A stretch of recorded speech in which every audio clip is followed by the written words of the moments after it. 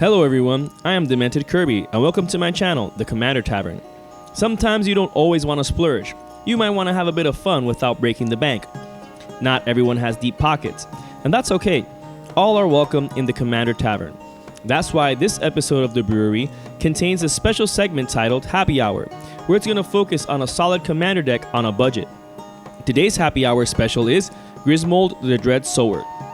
As of recording this video, the total cost of this deck is $39.63. That's right, less than $40. This is also a particular deck list for Grismold that I designed, so changing its contents would undoubtedly change the price.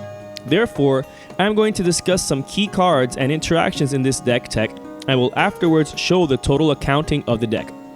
It's important to note which expansion the card was printed in, since that affects the market price.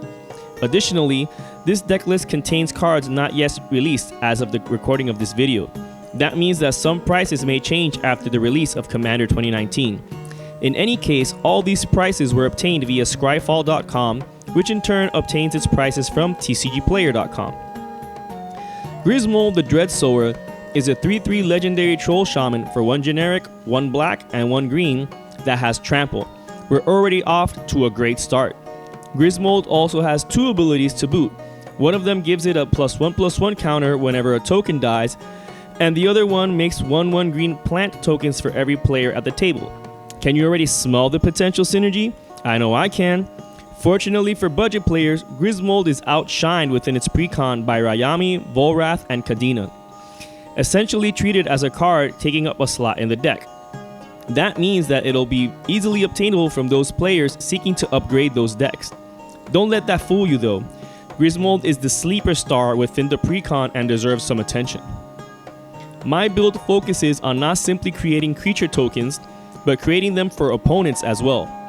This works great because you can politic with these tokens as well as use them to pump Grismold. Since it has trample, it won't be so difficult to crash through with commander damage. Also, the more tokens on the table that are dying, the better it is for Grismold. That's why I've included cards like Genesis Chamber, A Crowan Horse, and Sylvan Offering. Genesis Chamber is great because it generates a ton of 1/1 mirror tokens all around, and the more, the merrier. These are potential chump blockers for opponents or sacrifice fodder. Regardless of how they're used, their deaths grow Grismold. A Crowan Horse is flavorful but useful since it's creating 1/1 soldiers for its controller's opponents, which also includes you. Sylvan Offering is great because you can strike deals with opponents in order to see who gets the same tokens you do. Other cards that give opponents tokens without a downside are Dowsing Dagger, Hunted Troll, and Hungry Lynx. Not only can these cards be used to politic and strike deals with opponents, but when those tokens die, they pump Grismold. Now, these cards are all pro and no con, but Infernal Genesis, Awaken the Erstwhile, Rampage of the Clans, and Terrastodon are a bit meaner. Infernal Genesis has the potential to create a lot of tokens, while it can also whiff if someone mills a land. However, self-milling a card at the beginning of your upkeep is like a thorn in the side of an opponent. They're still getting 1/1 black minions for their trouble, but I'll get back to that later on. Awaken the Erstwhile makes everyone discard their hands and give them 2/2 zombies for it. Some players might not be happy that you just threw away any strategies they had simmering in their hand and might want vengeance. With Rampage of the Clans, you get to wipe the board of artifacts and enchantments, but everyone gets a 3/3 centaur for it. With Terrastodon, which is a huge beater, you get to target what 3 non-creature permanents to destroy. But in retribution from all these spells, your opponents might want to use those tokens to wreak vengeance. However, as I mentioned earlier, we'll get to that later. Now obviously, you're not just giving away tokens to be the friendly person at the table. Black is in Grismold's color identity after all. Besides, what's to stop opponents from turning those tokens against you? Well, since what we want is tokens to die, the absolute best cards in this deck, and I can't stress that enough, are Illness in the Ranks and Virulent Plague. If you cast Illness in the Ranks before you cast Grismold on turn 3, then at the end of that turn, you have a 6/6 commander with trample on the board. And that's only if you have 3 players at the table. With 4 players at the table, it's a 7/7 trampler on turn 3. Not only that, but any tokens that would go to opponents die instead, and any small tokens you make die as well. But that doesn't matter.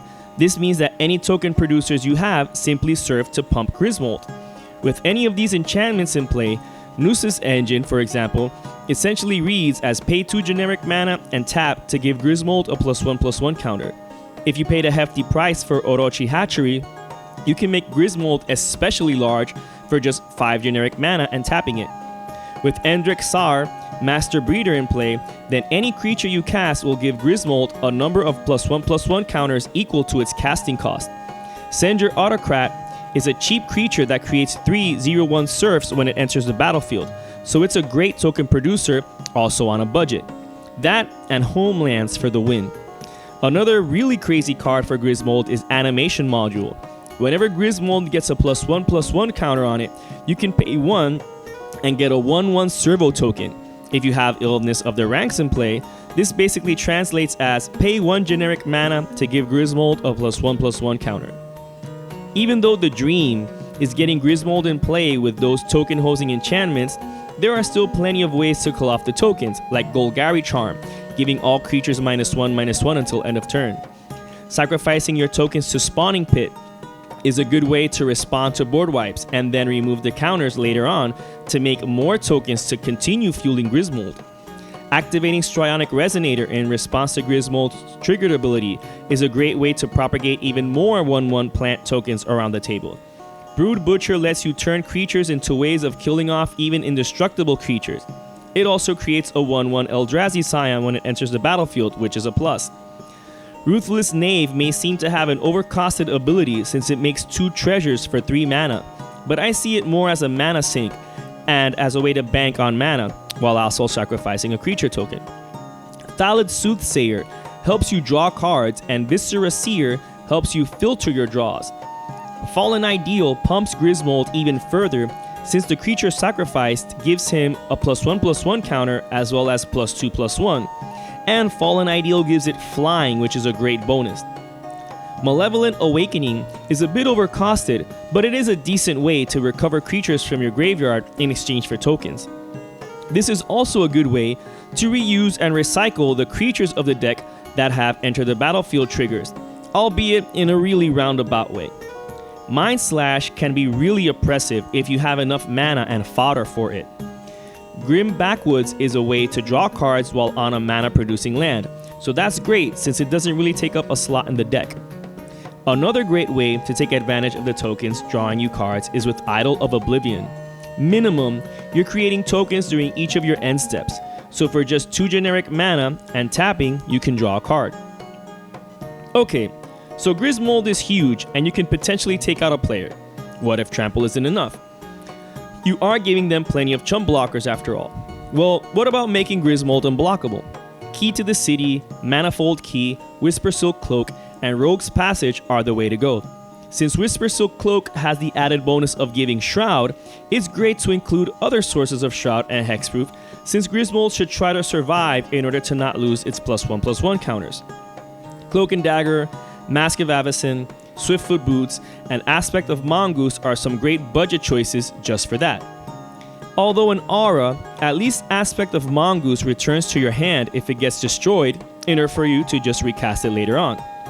Another budget option worth mentioning is Prowler's Helm, which practically makes Grismold unblockable since it's a bit unlikely anyone's running a wall. Changelings would be a problem though. Alright, so you've got your evil plans all laid out.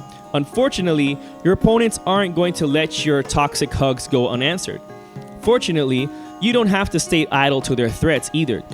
You might have been giving them plenty of tokens, but if any of them decide to go your way, just point to the Barbed Foliage, Blood Reckoning, Hissing Miasma, and or Marquesas Decree you have on the battlefield. With these enchantments out, either they lose life for every token heading your way, or the creature gets hit with damage. If your opponents are still bent on attacking you, but with larger creatures to make it worth the effort, just punish them further by casting Cast Down, Death Sprout, Putrefy, or Doomblade in response to a dangerous creature sent your way. If opponents have ways to deal with Grismold or other annoying things in play that need to be dealt with, take care of it with Acidic Slime, Beast Within, Scour from Existence, Bramble Crush, Casualties of War, Desert Twister, or Gleeful Sabotage. I'm also running Bloodseeker, so them losing life every time I give them a token is not something they're likely to forgive. So it's good to have ways to keep your opponents in check with the aforementioned cards. Alright, so we have our strategy.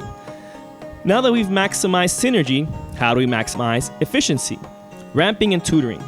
Although most of our spells are cheap, and so is Grismold, we want to be able to activate abilities and have mana open for responses too. This is why I'd run Rampant Growth, Cultivate, Farseek, Kodama's Reach, and Circuitous Route for that land advantage. Having Golgari Guildgate in the deck made Circuitous Route relevant. Some great budget mana rocks to play are Talisman of Resilience and Ever-Flowing Chalice, and also Prismatic Lens. There aren't that many since land-based ramp is always better than having mana rocks, which are fragile to removal in comparison. Evolving Wilds and Terramorphic Expanse are the poor man's fetches, so they're an automatic include. In order to maintain consistency, Diabolic Tutor, Mastermind's Acquisition, and Increasing Ambition are included. Sometimes you need to find that answer or that equipment to protect your commander, or an epic combo piece like Illness of the Ranks. These tutors aren't as broken as the cheap ones, but budget-wise are just as good. As promised, here's the accounting for the deck.